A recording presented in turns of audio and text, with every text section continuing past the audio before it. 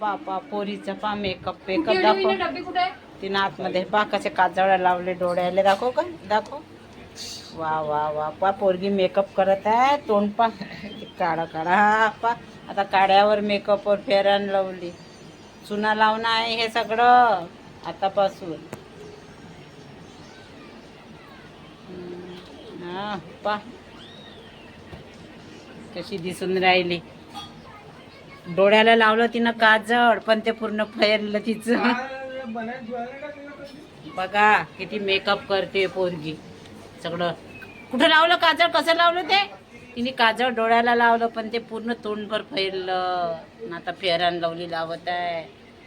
बापरे काय मेकअप पोरीचा.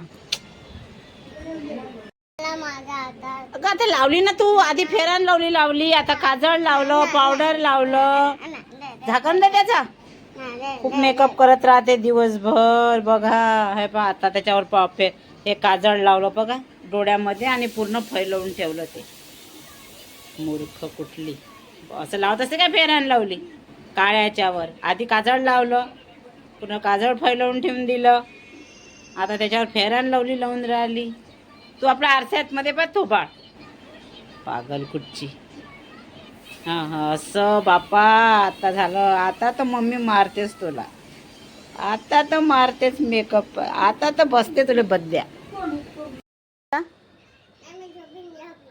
काऊन जेवत नाही का. झोप बापा. थांब ना ते नळवाले अंकल आहे ना. ते नळ दुरुस्त करत आहे ना आपले. नाही कसं झोपता येईल तिथे. हो ते नळवाल्या. Hello friends, welcome to my channel Sunita ओबानकडे ब्लॉगमध्ये तुमचे स्वागत आहे. कशा फ्रेंड ठीक असाल ठीकच राहा. चला स्वतःची आणि परिवाराची पण काळजी घेत राहा. आता वाजलेले आहे 4:30.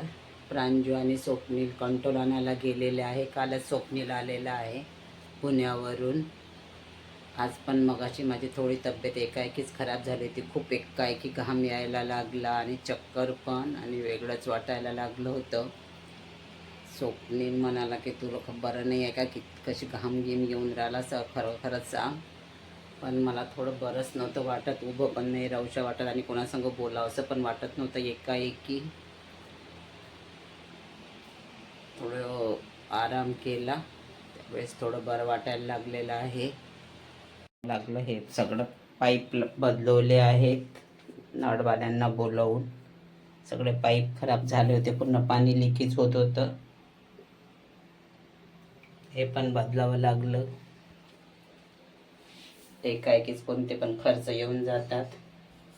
कारण इथनं खूप पाणी गळत होतं आणि या डब्यामधनं पण. त्यामुळं इलेक्ट्रिक पण जडायची आणि पाण्यामुळं मशीन जास्त वेळ चालवा लागत होती. पाणी खूप लागत होतं. आपण नळ बदलवला. हा पण खराब झाला होता, तुटला होता. हा काच पण फुटला होता. दुसरा काच बसवलेला आहे. ह्या क्लिपा आणून दुसऱ्या आता जाडा काच बसवलेला आहे भांडे वगैरे ठेवायला.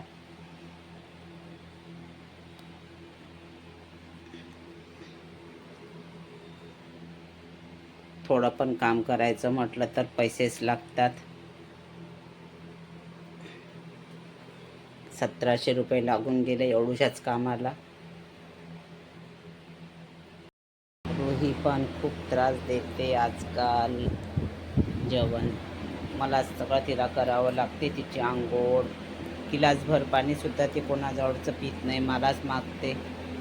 जेवण पण आंघोळ करून द्यावं लागते, ब्रश करून तिला.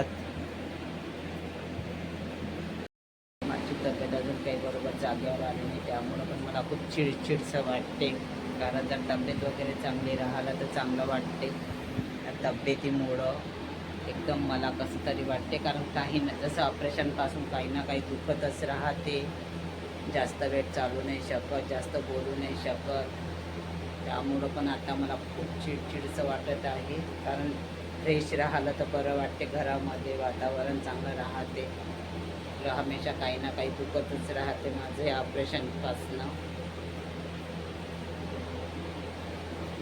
चक्कर येणं आणि जास्त चालणं नाही होत आता. आता असं वाटत आहे की ऑपरेशन नाही केलं असतं तर चांगलं झालं असतं. जे व्हायचं होतं ते पुढे झालंच असतं. पण आता ऑपरेशनपासून तर एकदमच असं कमजोरी आल्यासारखी झाली आहे. जास्त चालणं जास्त बोलणं नाही होत माझ्याकडून. कधी पण काय की घाबरल्यासारखं वाटते. चला आता पाहूया काय होते पुढे तर.